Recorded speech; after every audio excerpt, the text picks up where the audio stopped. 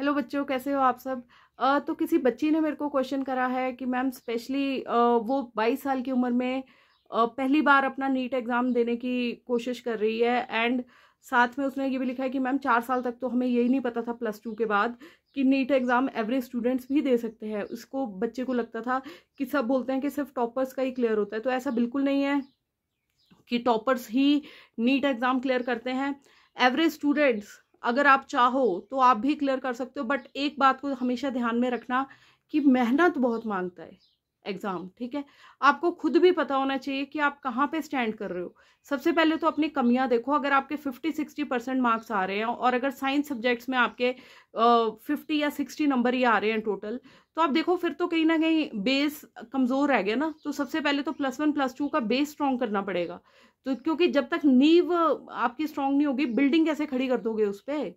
ठीक है, तो ऐसा नहीं है कि दूसरों के कहने पे आके करना है। कईयों का सपना है लेकिन वो रियलिटी को कई बार देख नहीं पाते हैं बच्चे। वो ये सेल्फ एनालाइज नहीं कर पाते हैं कि यार हमारे 50-60 नंबर आ रहे हैं सब्जेक्टिव में भी, इसमें भी, तो उसके बाद भी मतलब किसी का मन करता है कि करना है। आप कर सकते हो लेकिन तब कर पाओगे ना कि पहले आपको फाउंडेशन स्ट्रॉन्ग करो।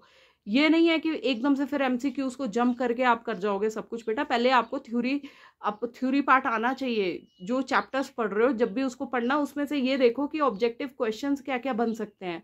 Right. And second part is revision. जितना रिवीजन करोगे उतना आपके लिए अच्छा है। Third is self analysation. ठीक है, कि सेल्फ एनालाइज मॉक टेस्ट करो जब आपने, और ऑनेस्टली करो। जो भी आप पेपर पढ़ रहे हो उसमें पहले देखो कि भैया ये मैं अब इसका टेस्ट देने लगा हूं तो टेस्ट को टेस्ट की तरह करना है, चीटिंग नहीं करनी है।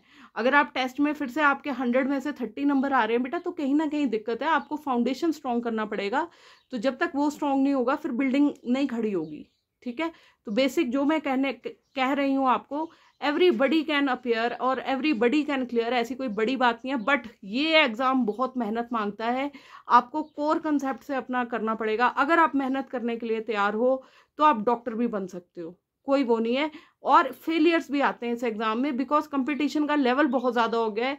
ऊपर से जब स्कैम्स हो जाते हैं तो जो बहुत ही स्टूडियस बच्चे हैं उनके साथ नाइंसाफी हो जाती है। ठीक है, तो मुझे लगता है कि पिछली बार जैसे बहुत सारे स्कैम्स का एनटीए के ऊपर बहुत ज़्यादा क्या बोलूँगी मैं, इल्ज़ाम लगे थे या कुछ लगे थे, तो government is looking into it. Hopefully things will change. But अगर इस फील्ड में आना है 4 साल बाद, आप सोचो कि मेरे को नीट की तैयारी करनी है, तो बेटा बार बार वही चीज़ कि अपना बेस पहले स्ट्रॉन्ग करना, उसके बाद एमसीक्यूज के लिए आना। क्योंकि आपको देखिए +1 +2 क्लियर करने में ही 2 साल लगते हैं। उसके बाद भी फिर आप ऑब्जेक्टिव्स अपना करोगे, पूरे सारे एमसीक्यूज करोगे, तो 1 साल और, तो 3 साल कम से कम आपको सोच के आना पड़ेगा। तो मेंटली प्रिपेयर वैसे होकर आना है, हड़बड़ी में नहीं करना है कि भैया मैं 4 साल बाद देने लगी हूँ, फटाफट किसी कोचिंग में ज्वाइन कर लेती हूँ, कोचिंग वाले पता नहीं क्या कर देंगे। कोचिंग वाले बेटा जिस बच्चे के नंबर 10 हैं 10 से 20 ला देंगे, है ना। लेकिन सिलेक्शन तो उस बच्चे की होगी जो ऑलरेडी, जो पहले अपना बेस स्ट्रॉन्ग करके 80 नंबर पे पहुंच चुका है। 80 से वो उसको 90 या 100 तक पुश करेंगे। ठीक है, तो पहले बिना बात के ये नहीं करना है कि जंप करके कोचिंग इंस्टीट्यूशंस ज्वाइन करने। पहले अपना टाइम दो, अपना बेस स्ट्रॉन्ग करो, उसके बाद आओ। ठीक है, hope this video helps you and keep working hard. One day you will definitely achieve your dreams. भगवान सबका भला करे। हर हर महादेव। जय श्री राम। गुड लक बच्चों।